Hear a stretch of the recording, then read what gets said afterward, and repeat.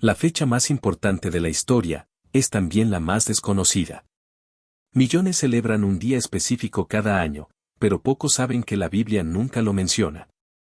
No hay números, no hay mes, no hay una sola línea que lo confirme. Sin embargo, las pistas están ahí, ocultas a plena vista, esperando ser conectadas. Hoy vamos a seguir un rastro que cruza censos imperiales, noches bajo las estrellas, movimientos del cielo y un calendario antiguo que casi nadie mira. Cuando todas las piezas encajan, la respuesta no solo sorprende, incomoda. Si quieres descubrir qué momento del año señala realmente la historia, quédate hasta el final.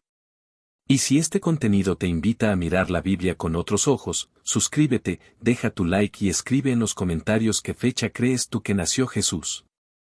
Las escrituras parecían escritas con la precisión de un reloj divino. Cada página guardaba marcas invisibles del tiempo, huellas exactas que no admitían error. Se sabía el día en que comenzaron las lluvias del diluvio y la hora en que la oscuridad cubrió la tierra cuando el Mesías entregó su último aliento. Los textos no dejaban cabos sueltos cuando el tiempo era parte del propósito. Sin embargo, al llegar al acontecimiento más esperado de la historia, el nacimiento de la luz prometida, el calendario se desvanecía. No había día señalado. No había mes grabado. Ninguna cifra se alzaba como un monumento sobre la página. El silencio era absoluto. Quien buscara con ansiedad una fecha exacta se encontraba con un vacío inquietante, como si ese dato hubiese sido retirado a propósito. El momento en que el cielo tocó la tierra había ocurrido, sin duda, pero el cuando permanecía oculto, protegido por una ausencia elocuente. Las genealogías avanzaban con exactitud matemática. Los reinados se encadenaban con nombres y años. Los acontecimientos proféticos se alineaban como piezas de un engranaje perfecto.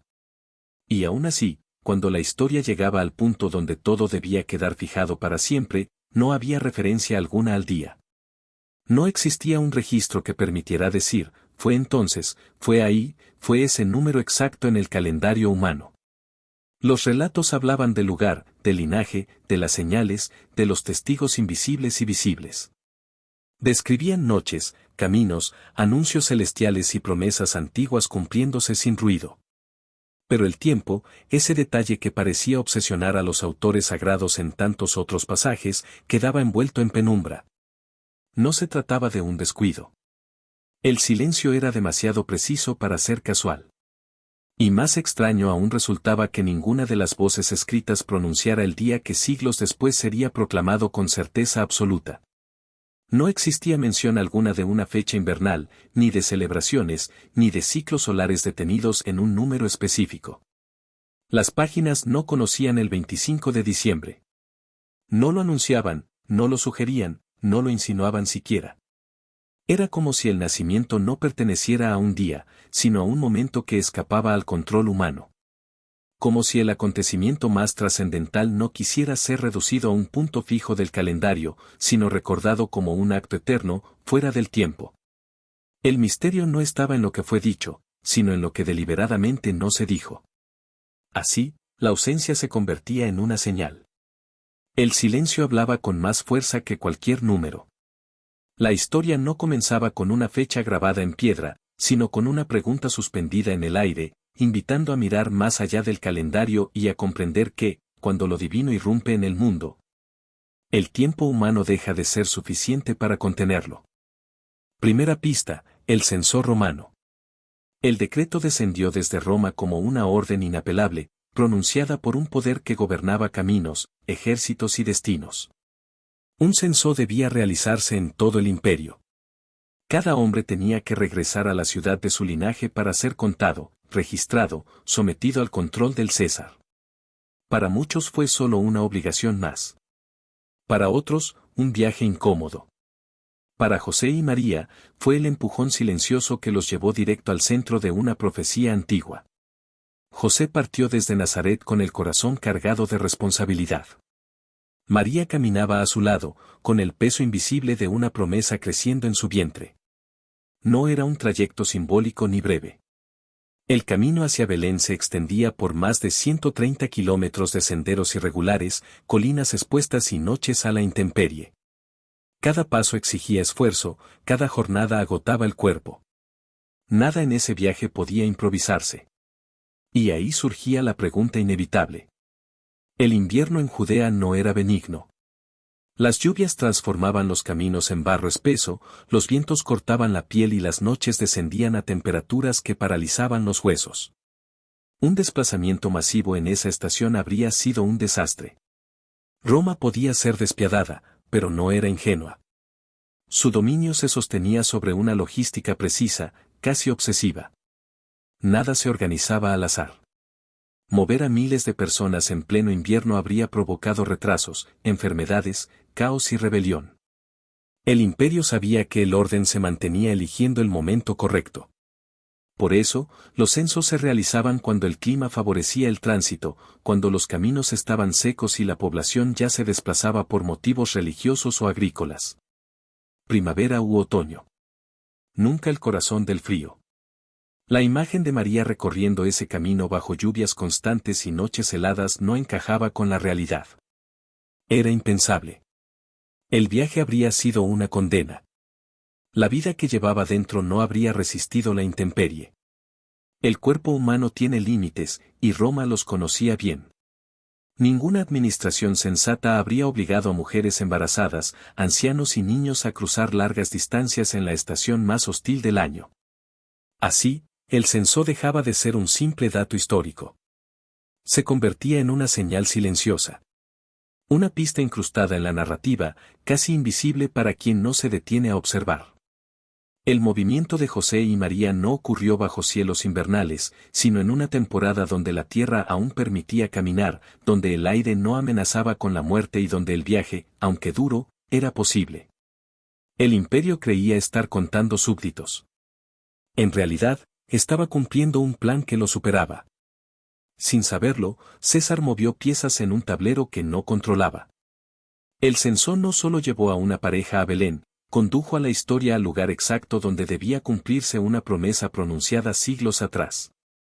Y con esa orden imperial, quedaba claro que el nacimiento no ocurrió en medio del invierno, sino en un tiempo elegido con precisión, cuando incluso el poder humano obedecía sin saberlo a un designio eterno. Segunda pista, los pastores. La noche estaba viva. No era una oscuridad hostil ni un cielo cerrado por nubes pesadas. Sobre los campos se extendía un manto de estrellas claras, y el aire, aunque fresco, permitía permanecer despierto sin que el frío quebrara el cuerpo. Los pastores estaban allí, al aire libre, cumpliendo turnos de vigilancia, atentos a cada sonido, a cada movimiento del rebaño que descansaba bajo su cuidado. No se trataba de una escena improvisada. Aquellos hombres no dormían resguardados ni protegían a los animales desde cuevas o establos. Permanecían fuera, expuestos, organizados en guardias nocturnas. Era una rutina conocida, repetida año tras año, pero solo en determinadas estaciones. Los campos abiertos no eran refugio durante cualquier noche del calendario. En Judea, el invierno no perdona. Las lluvias caen con persistencia, la humedad se filtra en los huesos y el frío nocturno desciende sin compasión, especialmente en las zonas elevadas que rodean Belén. En esa época, ningún pastor sensato dejaría a su rebaño a la intemperie. Las ovejas, vulnerables y valiosas, eran protegidas con celo, resguardadas del viento y la lluvia, mantenidas bajo techo para sobrevivir a la estación más dura del año. Pero aquella noche no era así. Los pastores permanecían en campo abierto, vigilando bajo el cielo. Eso solo ocurría cuando la tierra estaba seca, cuando la hierba era abundante y el clima lo permitía. En primavera, cuando nacían los corderos y la vigilancia debía ser constante.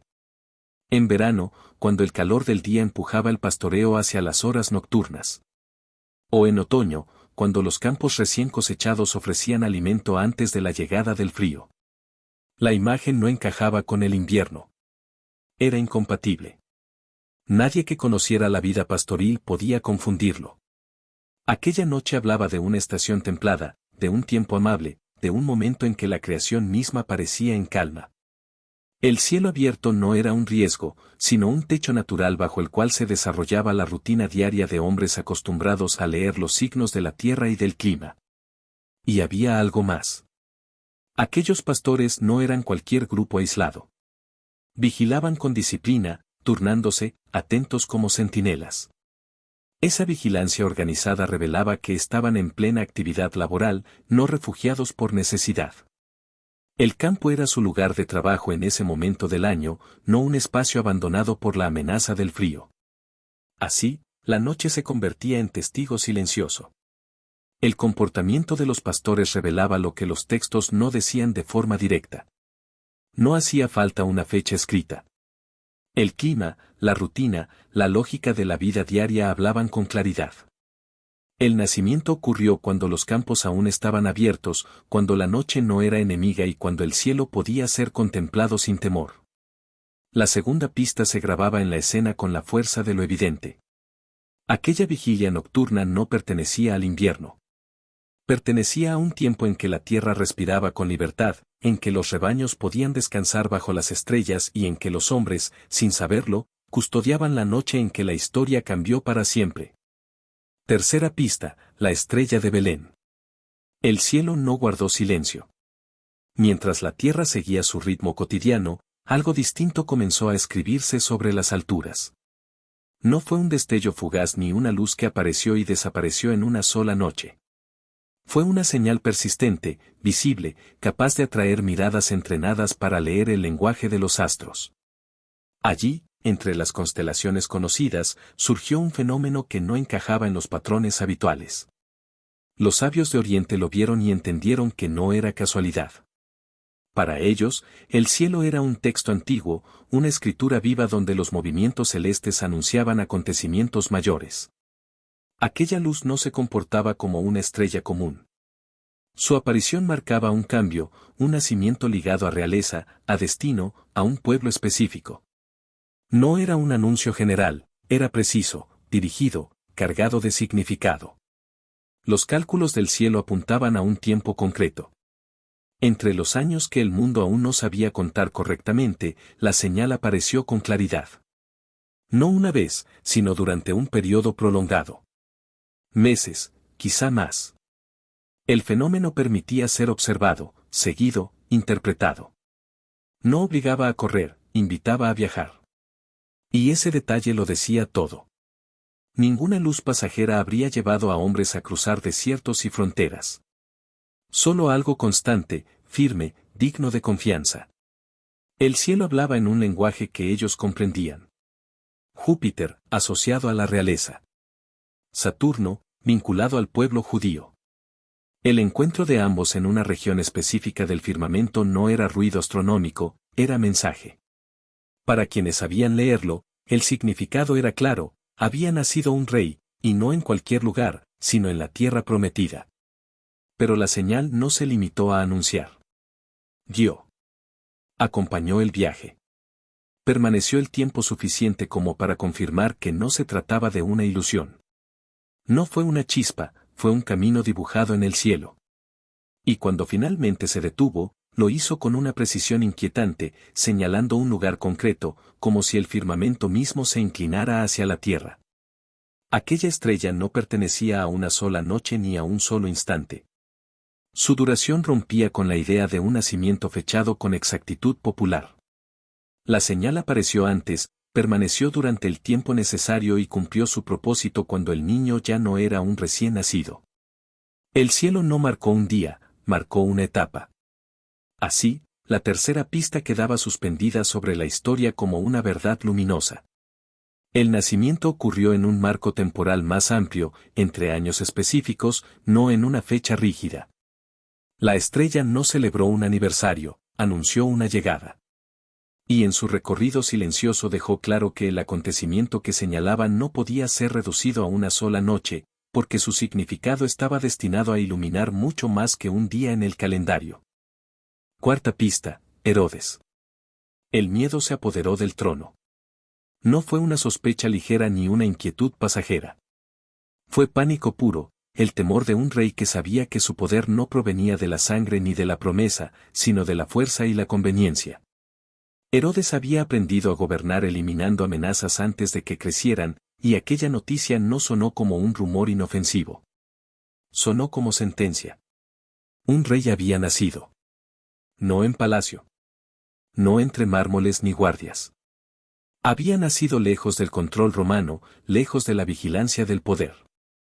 Y lo peor no era el nacimiento en sí, sino el título que lo acompañaba. Rey. Esa palabra perforó la mente de Herodes como un filo. Él no había heredado el trono, se lo habían concedido. Sabía que su posición era frágil, sostenida por alianzas, no por legitimidad. Cuando los visitantes extranjeros desaparecieron sin regresar, la certeza cayó como un golpe seco. Había sido burlado. La señal del cielo había sido real. El niño existía. Y no estaba bajo su control. En ese instante, Herodes no buscó confirmar datos ni investigar con cautela. Hizo lo que siempre hacía cuando el miedo gobernaba su juicio, atacó sin piedad. La orden fue clara y despiadada. No buscó recién nacidos. No limitó la búsqueda a bebés de pocos días. El decreto alcanzó a todos los niños menores de 2 años. Esa cifra no fue aleatoria. Delataba una verdad incómoda. El niño que Herodes temía no acababa de nacer. Ya llevaba tiempo en el mundo. Había crecido lo suficiente como para que el margen de error obligara a ampliar el rango de muerte. La sangre inocente corrió en silencio, mientras el rey intentaba borrar una amenaza que no podía localizar. Pero incluso en su brutalidad, dejó una huella reveladora. Al fijar el límite en 2 años, Herodes confesó sin saberlo que el nacimiento había ocurrido tiempo atrás. La señal del cielo había aparecido antes. El viaje había tomado meses. El encuentro no fue inmediato. Y había un reloj más grande marcando el final de esa historia. Herodes no era eterno. Su reinado tenía fecha de caducidad. El tiempo se cerraba sobre él y la historia ya conocía su desenlace. El rey moriría poco después, consumido por su propio terror, dejando atrás un legado de crueldad y paranoia. Eso fijaba el marco con precisión inquietante. Si Herodes estaba vivo cuando el niño nació, y si murió poco después de ordenar la matanza, entonces el nacimiento debía haber ocurrido antes de su caída. No después. No durante un nuevo orden. Antes.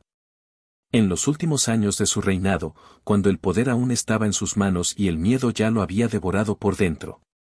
Así, la 4ª pista se sellaba con hierro y sangre. El nacimiento no ocurrió en el año que el mundo aprendió a contar. Ocurrió antes. En un margen estrecho, definido por el último aliento de un rey y el primer llanto de aquel que no necesitaba trono para reinar. Entre esos años silenciosos, cuando el tiempo parecía equivocarse, la historia verdadera tomó forma.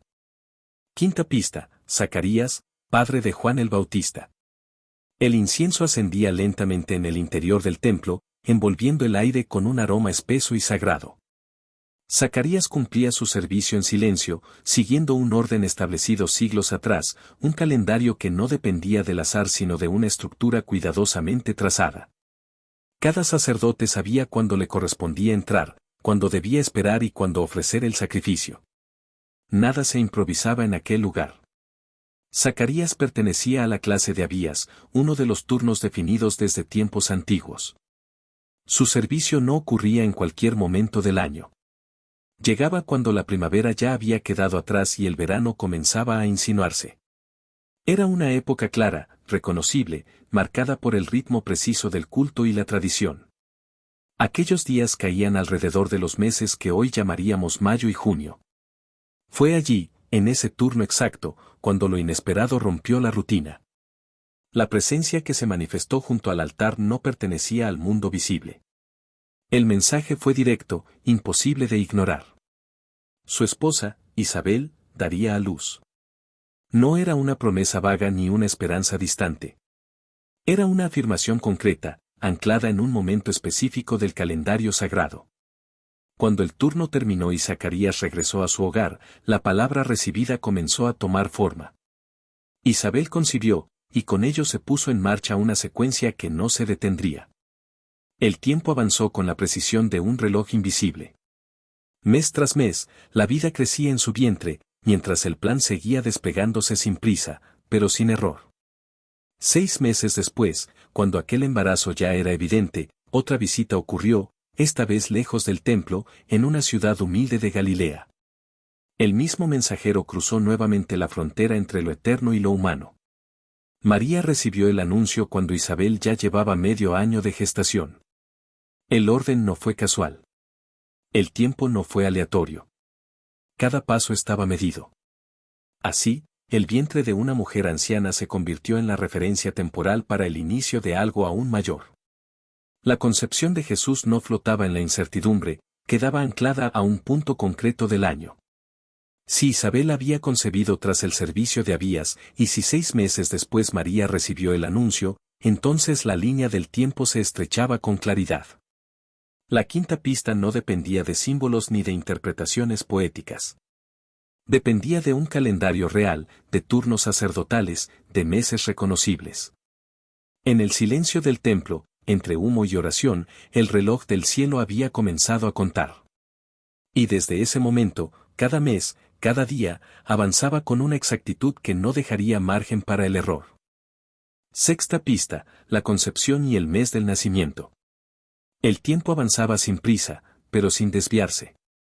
Una vez marcado el instante de la concepción, todo lo demás caía en su lugar con una lógica ineludible. 9 meses. Ese era el ciclo inscrito en la carne, el ritmo natural que ninguna profecía alteraba.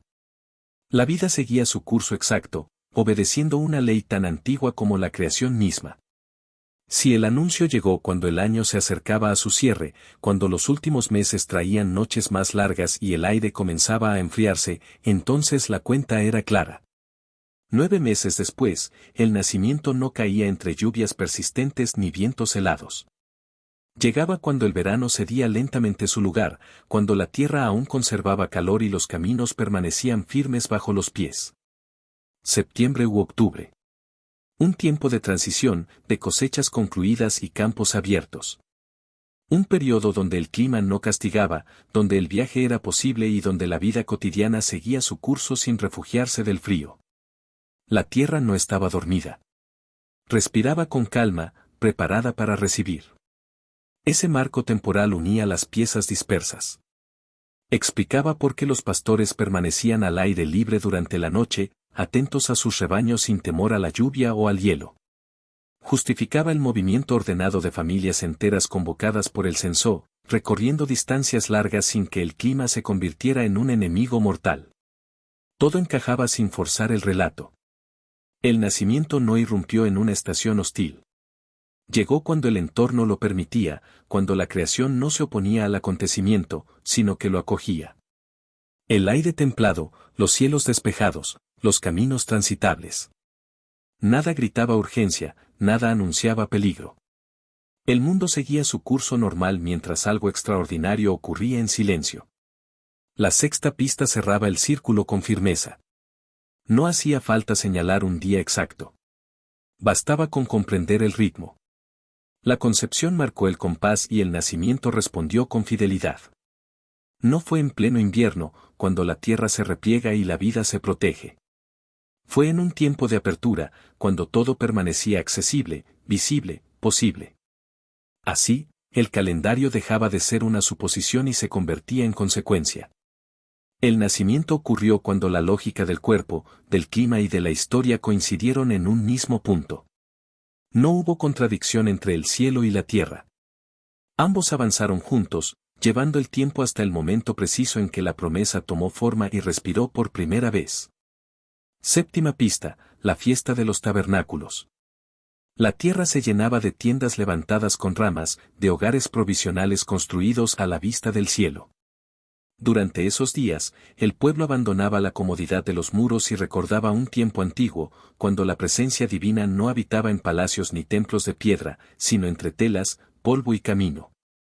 Era la fiesta de los tabernáculos, el tiempo señalado para recordar que Dios había vivido en medio de los suyos. No era una celebración silenciosa. Las calles se iluminaban, las voces se alzaban con cantos y las noches resplandecían con luz. Jerusalén brillaba como un cielo invertido, encendido por antorchas que rompían la oscuridad. Todo hablaba de cercanía, de compañía, de una presencia que no observaba desde lejos, sino que caminaba junto al pueblo. En ese contexto, el nacimiento cobraba un significado más profundo. No solo importaba el momento, sino lo que ese momento representaba. La llegada ocurrió cuando la memoria colectiva celebraba que Dios había acampado con los hombres. No desde lo alto, no desde la distancia, sino dentro de la fragilidad humana. La coincidencia no era casual. El calendario sagrado y el acontecimiento eterno se encontraban en un mismo punto. Las palabras escritas tiempo después lo confirmaban sin levantar la voz. No decían simplemente que habitó. Decían que tabernaculó. Que levantó su tienda. Que se hizo presente de la misma forma en que lo había hecho en el desierto, cercano, accesible, envuelto en humanidad. El lenguaje elegido no era decorativo. Era una llave que abría el sentido oculto del momento. El nacimiento no solo marcó una fecha aproximada. Marcó un mensaje. Dios no llegó para observar, llegó para vivir entre los suyos. No eligió una estación de encierro ni de repliegue, sino un tiempo de apertura, de celebración, de memoria viva. La fiesta hablaba de presencia, y la presencia se manifestó. Así, la séptima pista sellaba la historia con una armonía inquietante. El calendario, la tradición y el significado convergían sin forzar nada.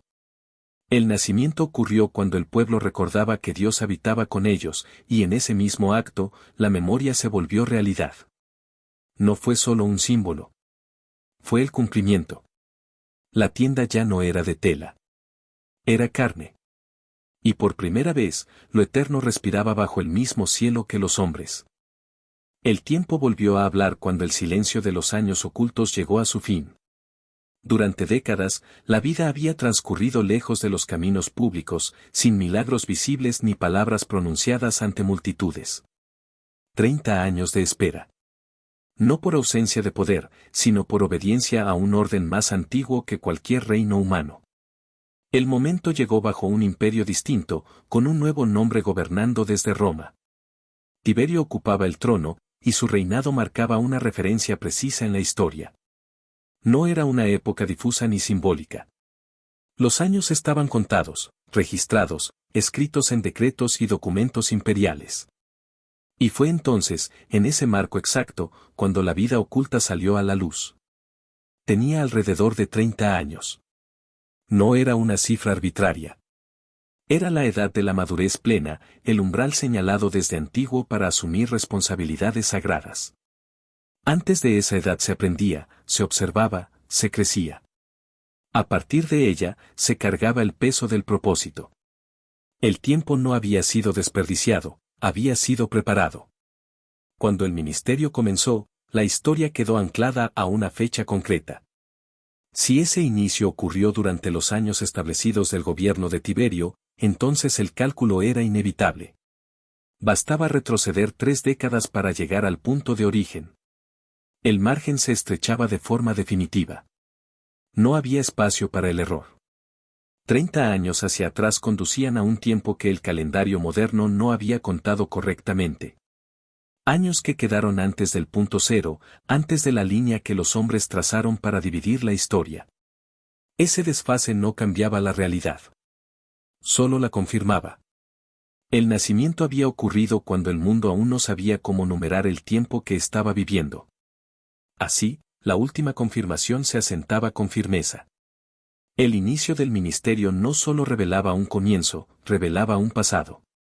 Un nacimiento situado entre años específicos, antes de que los registros se ordenaran, antes de que los errores humanos fijaran fechas equivocadas. El tiempo, una vez más, se alineaba. Los años ocultos ya no eran un misterio inútil. Eran parte del diseño. Cada etapa había esperado su turno. Y cuando llegó el momento exacto, ni antes ni después, el propósito se manifestó. El calendario humano podía equivocarse en los números, pero la historia verdadera seguía intacta. El nacimiento había ocurrido cuando debía ocurrir, y el ministerio comenzó cuando el tiempo estuvo completo. El recorrido del tiempo llegó a su punto de claridad. Las piezas dispersas, los silencios deliberados, las señales ocultas y los números que parecían contradictorios comenzaron a encajar sin resistencia. Nada había sido colocado al azar. El calendario humano, con sus marcas rígidas y fechas repetidas, no había logrado capturar el momento real. La historia verdadera se movía por debajo de esas líneas. El nacimiento no ocurrió en la noche más larga del año ni bajo cielos invernales. No llegó cuando la tierra se repliega ni cuando los caminos se vuelven hostiles. Llegó en un tiempo de transición, cuando el calor del verano se retiraba con suavidad y el otoño abría paso a la cosecha. Septiembre u octubre. Un momento en que la vida seguía activa, los campos estaban abiertos y la creación no se cerraba sobre sí misma. Ese marco temporal explicaba cada detalle sin forzarlo. El viaje era posible. Los pastores permanecían en el campo. El censo podía ejecutarse sin caos. Las señales del cielo tenían continuidad. Los cálculos del poder humano y el orden natural coincidían por fin. No era una teoría construida a posteriori. Era la consecuencia lógica de observar con atención. La fecha que el mundo aprendió a celebrar llegó mucho después. No nació de los textos antiguos ni de los relatos originales. Surgió cuando otras culturas buscaban sentido en la oscuridad del invierno, cuando la luz comenzaba a vencer a las sombras y se necesitaba un símbolo que hablara de esperanza.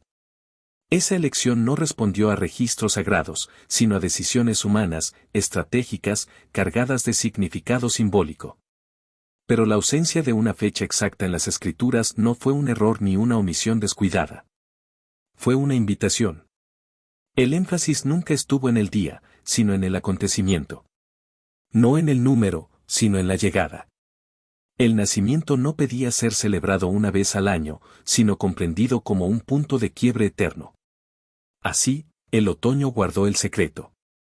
En ese tiempo silencioso, lejos de festivales impuestos y calendarios heredados, la promesa tomó forma. No hubo anuncio oficial, ni registro imperial que fijara el día con exactitud. Solo la certeza de que, en el momento justo, cuando el tiempo estuvo completo, la luz entró al mundo sin pedir permiso. Y el significado permaneció intacto.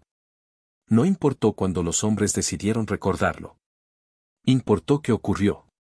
La historia no giró alrededor de una fecha marcada en rojo, sino alrededor de una presencia que cambió el curso del tiempo. Desde entonces, cada año, cada estación y cada vida quedaron atravesadas por aquel nacimiento que no necesitó un día preciso para transformar el mundo.